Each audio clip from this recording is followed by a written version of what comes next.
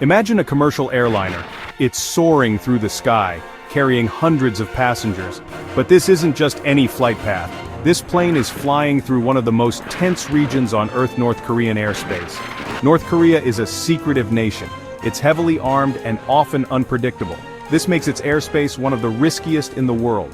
The Korean War, which ended in 1953, never truly ended. It concluded with an armistice, not a peace treaty. This means the two Koreas are technically still at war. The threat to civilian aircraft is real.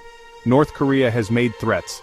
They have said they might fire on any aircraft entering their airspace. This includes planes from South Korea and even drones. Tensions between North Korea and South Korea are higher than ever. The reason? A series of incidents involving alleged airspace violations. North Korea claims South Korea has been sending drones into its territory. They say these drones are dropping leaflets critical of the North Korean regime over Pyongyang, its capital. South Korea hasn't confirmed these accusations, but they are investigating. Some believe private groups, not the South Korean government, might be responsible. These alleged drone flights have infuriated North Korea. Kim Yo-jong, the influential sister of North Korean leader Kim Jong-un, has issued blistering statements. She calls the flights a malicious challenge and promises retaliation.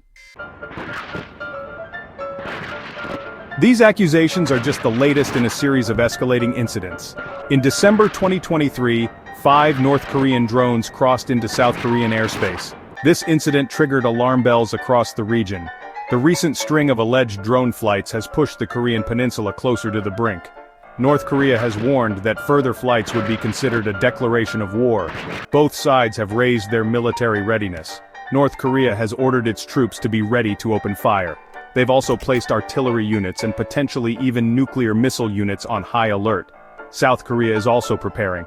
They have declared themselves fully ready to respond to any provocation from the north. The current situation has serious implications for air travel. Airlines are watching closely. Safety is their top priority. Some experts believe airlines might need to reroute flights. They may need to avoid North Korean airspace entirely. This would affect flight times and could disrupt travel plans. The situation remains highly fluid. Airlines, passengers, and the international community must stay informed. The risks are real, and the consequences of miscalculation could be severe. The hope is for a peaceful resolution. But until that day comes, flying near North Korean airspace remains a journey fraught with risk.